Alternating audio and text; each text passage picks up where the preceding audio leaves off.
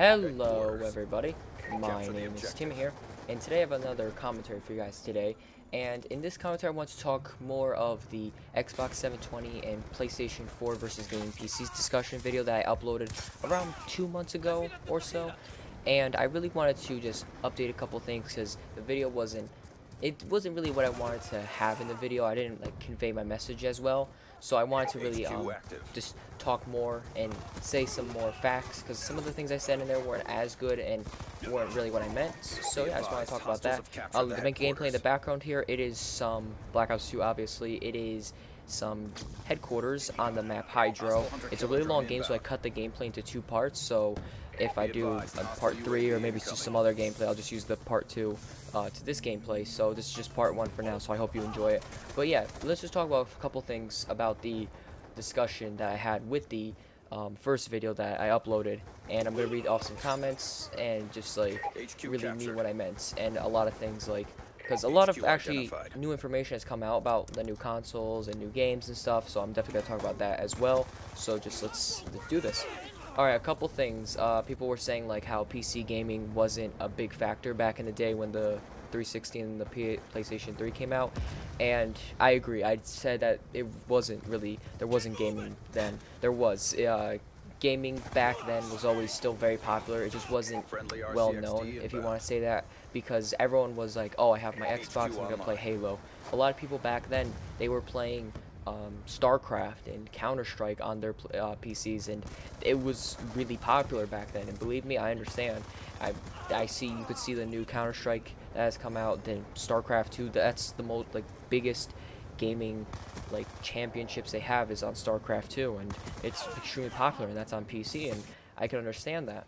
And a lot of people are just it's very popular, and a lot of people are saying why don't more people switch to PC? Why do people still buy consoles that bog down the development of more powerful games? Because you see Battlefield 3, for example, it could look much better on console, but it doesn't, because it has to be dumbed down for console, and that's why the graphics don't look as good. The gameplay, there's only 12 people on the map, 12 people on each team, so it's really bad. And a lot of people, I mean, they just don't feel like buying and upgrading a powerful PC to game, and they think it's expensive, and I can understand. For example, let's just put let's say, for example, there's this 13-year-old that wants an Xbox, the new Xbox or whatever. It's easier for the parents to pay $350 or $400 or so, whatever the price would be for it, and pay for that much, and maybe pay for a couple games, so maybe 120 per game. It's easier for them to pay that than, say, building a PC for the kid, where the kid will have to build it, and then but when you think about it, if the games and the piece and the console itself, and say maybe he wants another controller, he wants a headset, it adds up, and you could build a PC for around the same amount of money and have it be more powerful than a console. You know what I'm saying? But I mean, a lot of people, they just don't want to build a PC, and I can understand that. It's a lot of people, they just play Xbox for fun on the weekends with their friends, and if you do that, I could see why you wouldn't want a game PC. But a lot of people that are very into gaming, it's a big part of their life, they want a powerful machine, and I can understand that completely. So I could see that's one of the reasons why people don't build a powerful gaming PC, is just because they don't have they just don't want to spend that kind of money, and just, they just don't want to, and I can understand that. But what's it called? Another thing that people say is oh, one reason to stay to consoles, for example, is exclusives. Alright, I can understand that. A couple games are exclusives on certain consoles. Like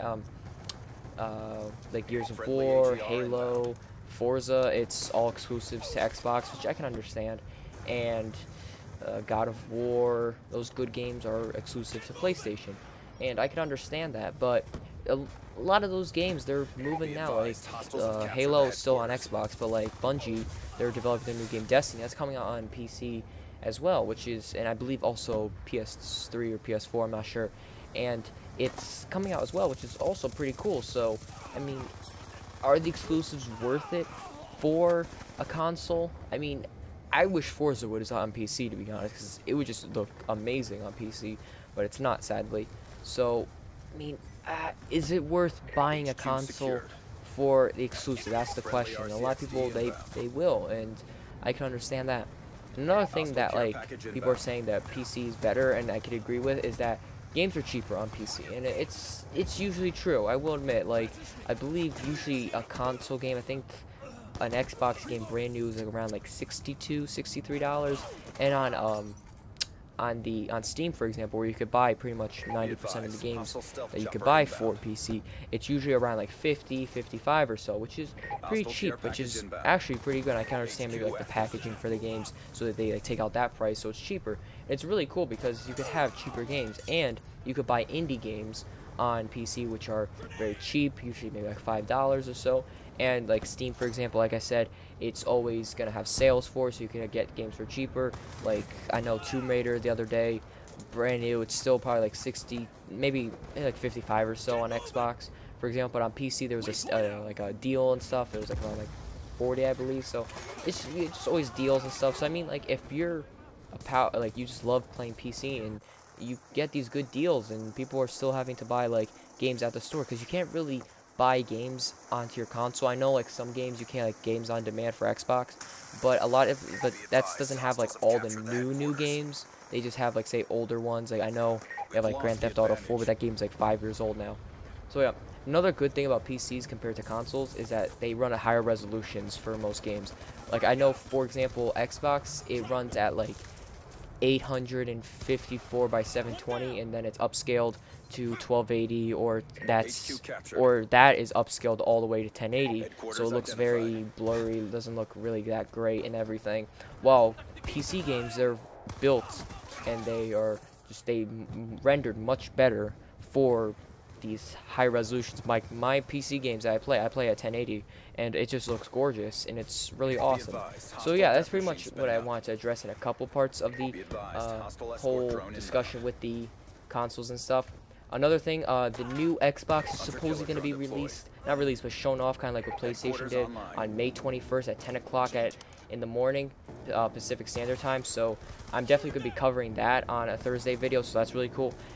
And also, new supposed screenshot of box art of the new Call of Duty Ghosts, so that's pretty cool too, I guess. I mean, I don't know. We'll definitely wait to see with that. It's kind of weird too, because like new Xbox and new Call of Duty shown off at the same time.